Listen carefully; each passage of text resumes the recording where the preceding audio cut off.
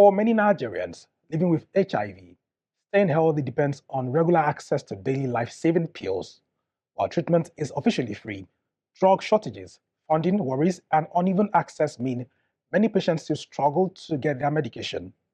Just Nigeria's Sarah Ayeku examines Nigeria's progress against HIV and asks whether those gains can survive growing uncertainty. That day, I thought it is the end of the life. I felt very lonely, separated from my world. It's through my husband that I got it. He was very sick. He later died. Nigeria carries one of the world's largest HIV burdens, with around 2 million people living with the virus.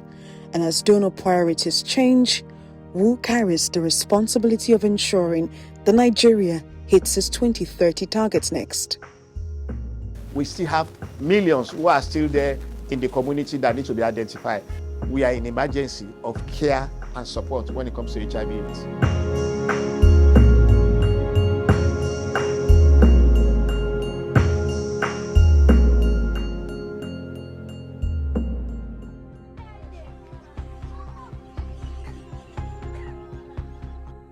Global targets set by UNAIDS aim for what's known as the 95-95-95 benchmark. That's 95% of people living with HIV should know their status, 95% of those diagnosed should be on treatment, and 95% of those on treatment should achieve viral suppression. But in Nigeria, the figures stand at 87, 98, 95. While nearly all those diagnosed are on treatment and most of them have the virus under control, fewer people are getting tested in the first place.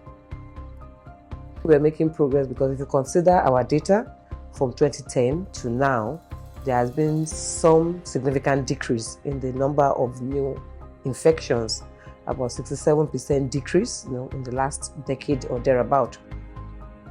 On Nigeria's National Data Repository dashboard, a tracker for HIV treatment data across facilities nationwide, about 1.7 million people are on treatment, more than half of them women. Between the age of 15 and 49, that is where it is more, because the risk behaviors associated with HIV transmission is higher in that age group. But nonetheless, if we don't have the drugs available, what you are going to have is reversing the gain. Nigeria claims to be moving closer to the global target goals, but progress is not equal across the country. Behind these gains are concerns about stigma, access to treatment, funding, and a crippling system heavily funded by external donors.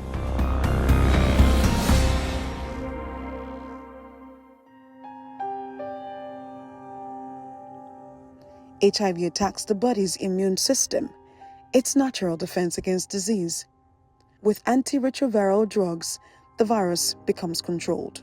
The essence of the treatment is to suppress viral multiplication so that the viral load is small, and below a critical viral load, the ability to infect another person becomes very, very slim.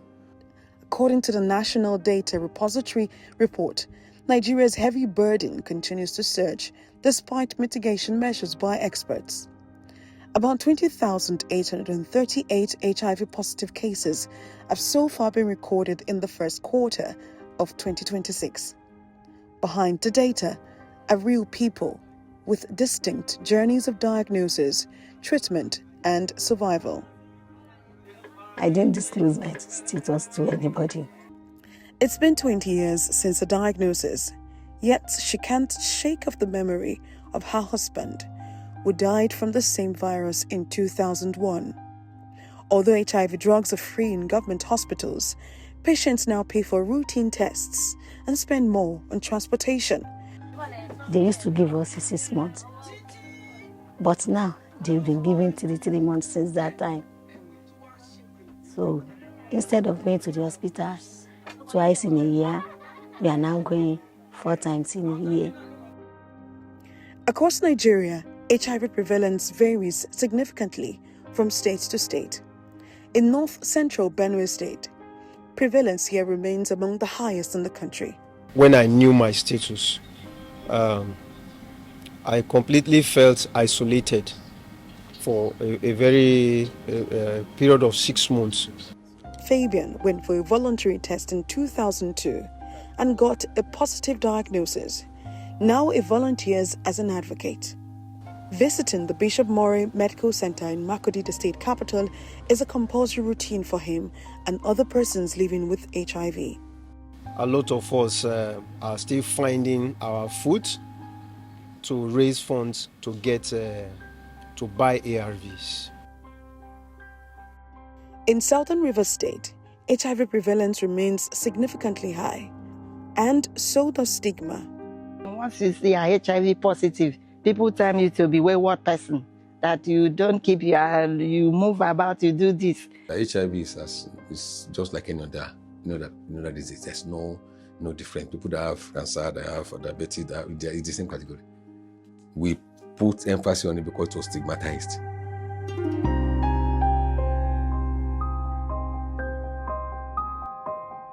As donor funding became uncertain, outreaches reduced drastically. Support programs declined rapidly, piling pressure on Nigeria's frail public health system. As governments, we are also filling the gap. We are bridging the gap. We are working with our community, health workers. We are working, even in all the 36 states of the Federation. In fact, we are training some community health workers as we speak. For people living with HIV, consistency matters because HIV responds quickly. Irregular treatment can reduce viral suppression and may increase the risk of drug resistance over time.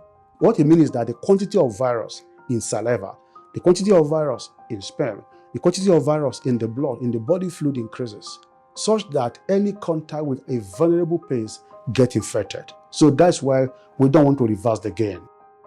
Support groups remain a vital part of HIV care and support across Nigeria, helping people stay on treatment and cope with stigma. In Lagos State, many of these groups are linked to major public hospitals. For 27 years, Rex Ajenifuja has worked in about 3 local government areas to trace people living with the virus and help them get necessary support. Identifying those people who are already living with the virus and linking them to treatment facility at the primary health center that is very close to them. Mind you, early treatment is the best. The story is the same for support groups in Rivers State. There are some fundings that has been withdrawn, which contain some services that we offer. And even we as the volunteers, they have slashed our stipends.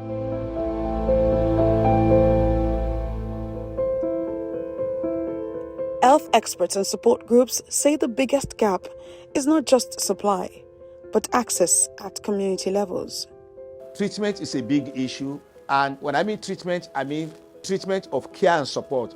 Yes, the government is providing the drugs, fine, but there is psychosocial support. Psychosocial support is part of the package. But when they leave the hospital and come out, the society stigma is the major thing that makes them look as if they have not had anything. The value chain must not be disrupted. The importance is so overwhelming that it cannot be compromised. Drugs should be available, and that is why is what we call all of society approach. All of us are in this, and we must join forces in the fight to bring down this pandemic. Are there plans for long-term sustainability? The lenacapavir, which is an injectable preventable drugs for prevention, is actually for prevention. Is a long-acting injectable drug that you take once in 6 months. And this has been launched, though the pilot is ongoing in 8 states of the Federation, and these injectables are available in some of the government-owned facilities in these 8 states. Nigeria's progress in the fight against HIV looks real, but it's also fragile. Behind the data are millions still navigating stigma, rising costs, and uncertain support system. As donor priorities shift, the question is no longer just about access to drugs, but about sustaining the entire system that keeps people alive. Sarah Ayeku, Gist Nigeria. The progress has been made, but the gaps remain.